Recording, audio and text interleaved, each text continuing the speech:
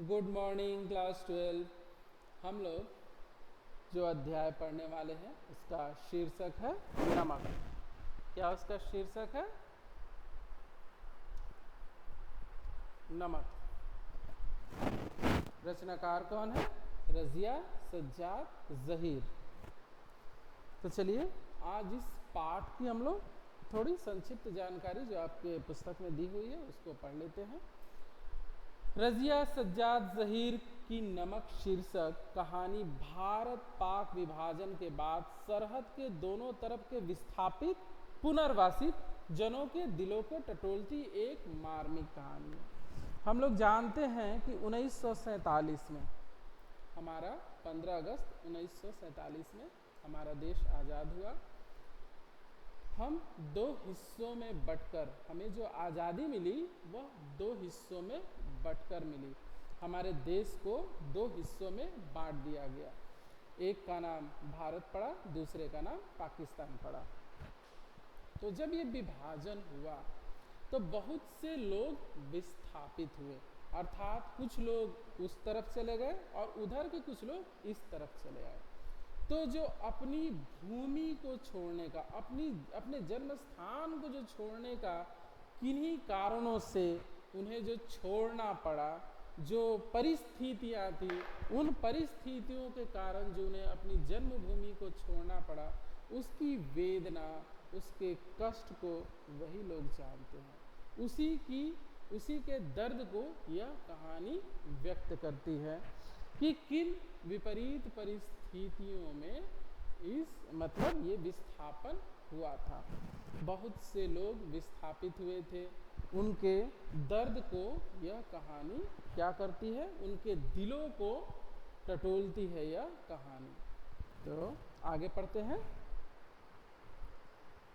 दिलों को टटोलने की इस कोशिश में अपने पराये, कौन अपना है कौन पराया है, देश परदेश की कई प्रचलित धारणाओं पर सवाल खड़े किए गए हैं। इस कहानी में हम लोग क्या देखेंगे कि अपने और पराये का जो बैलेंस है, अर्थात कौन अपना है कौन पराया है, इस कहानी में हम लोग देखेंगे। उसके साथ साथ देश परदेश की क्या भावनाएं होती हैं हम लोग इस कहानी में देखेंगे। उस पर लेखिका ने क्या किया है? सवाल खड़े किए हैं। विस्थापित होकर आई सिख बीबी आज भी लाहौर को अपना वतन मानती है और सौगात के तौर पर वहां का नमक लाने की फरमाइश करती है। हम लोगों ने पहले ही बात की कि विस्थापन हुआ था, बहुत बड़ा विस्थापन हुआ था। तो जिन कारणों से, राजनीतिक कारण हो, धार्मिक कारण हो, कोई भी कारण हो, उन कारणों से, यही दो प्रमुख कारण थे, राजनीतिक कारण और धार्मिक कारण। इन दो कारणों से लोगों को विस्थापित होना पड़ा था। तो जो लाहौर से सिख बीबी यहाँ आ गई थी, वो क्या मानती थी कि लाहौर का क्या है? मेरा वतन है। और जब यहाँ से सफिया, जो इस कहानी की नायिका है, वह जब जाती है तो सिख बीबी उससे क्या कहती है कि तुम वहाँ से थोड़ा नमक ले आना। तो वह वहाँ के नमक की फरमाइश करती। क्या उसे यहाँ पे नमक प्राप्त नहीं है? लेकिन वह लाहौर को क्या मानती है? अपना वतन मानती है। कस्टम अधिकारी नमक ले जाने की इजाज़त देते हुए, जिसे ले जाना गैर कानूनी था उस समय, तो क्या था? इजाज़त देते हुए दिल्ली को अपना वतन मानता है। जो पहले दिल्ली में रहता था, दिल्ली में रहता था, उसे विस्थापित होकर कहाँ जाना पड़ा था? लाहौर। तो वहाँ वो कस्टम अधिकारी है, वह क्या कहता है कि दिल्ली मेरा वतन है, तो वह उसकी इजाज़त देता है।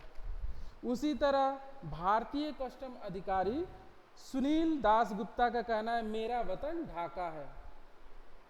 उस समय ढाका पूर्वी पाकिस्तान और पश्चिमी पाकिस्तान, ये पूर्वी पाकिस्तान में पड़ता था। बाद में क्या बना? बांग्लादेश बना 1971 में। तो बाद में बांग्लादेश बना, जिसकी राजधानी ढाका। तो ये क्या कहता है सुनील दास गुप्ता कि ढाका मेरी क्या है? राजधानी है। माफ कीजिएगा, ढाका मेरा वतन है। वो ढाका को अपना वतन मानता है। जो ढाका से विस्थापित होकर इधर आया है वो ढाका को अपना क्या मानता है? वतन मानता है। तो इस तरीके से लोग जहां जन्म लिए थे उसे ही अपना वतन मानते हैं। राष्ट्र राज्यों की नई सीमा रेखाएं खींची जा चुकी हैं। हम लोग जानते हैं 1947 में लकीरें खींच दी गई, लोगों को बता दिया गया ये हिंदुस्तान है वो पाकिस्तान है, तो रेखाएं खींच दी गई। लेकिन दिलों को कैसे अलग कीजिएगा? दिलों को अलग नहीं कर पाइएगा। तो खींची जा चुकी थी और मजहबी आधार पर लोग इन रेखाओं के इधर उधर अपनी जगह मुकर्रर कर चुके थे, नहीं जगह निर्धारित कर चुके थे। लोग मजहबी आधार यानी धार्मिक आधार पर इधर उधर दोनों तरफ विस्थापित हो चुके थे और अपना अपना स्थान बना चुके थे। इसके बावजूद जमीन पर खींची रेखाएं उनके अंतर मन तक नहीं पहुंच पाई थी। हमने जमीन पर रेखाएं खींच दी, लेकिन हमारे दिलों में वो रेखाएं कहती हैं क्या, लेखिका क्या कहती है कि हमारे दिलों में वो रेखाएं नहीं खींच पाई। राजनीतिक यथार्थ के स्तर पर उनके वतन की पहचान बदल चुकी थी, किंतु यह उनका हार्दिक यथार्थ नहीं बन पाया।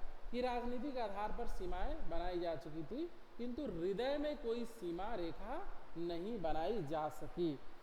एक अनचाही अप्रीतिकर बाहरी बाध्यता ने उन्हें अपने अपने जन्म स्थानों से विस्थापित तो कर दिया है, पर वह अपने उनके दिलों पर कब्जा नहीं कर पाई। कि मैंने बताया कि जो कारण थे उन कारणों ने क्या किया, लोगों को विस्थापित होने पर बाध्य कर दिया, किंतु दिलों में कोई दरार पैदा नहीं कर पाई, उस पर वो अपना कब्जा नहीं जमा पाए।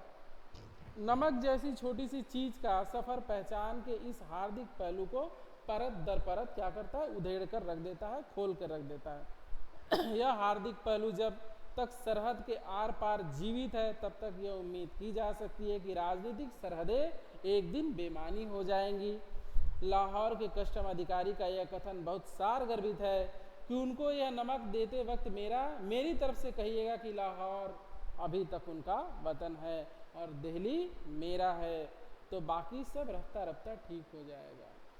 वो कस्टम अधिकारी क्या कहता है कि जब आप ये नमक उस सिख बीबी को दीजिएगा ना, तब उनसे कहिएगा कि लाहौर आज भी उनका वतन है और दिल्ली मेरा वतन है। अगर ये भावनाएं दोनों तरफ के लोगों में घर कर जाए, व्याप्त हो जाए और एक अच्छी पहल हो, तो ये सीमाएं जो हम लोगों ने खींच रखी हैं धीरे धीरे समाप्त हो जाएंगी।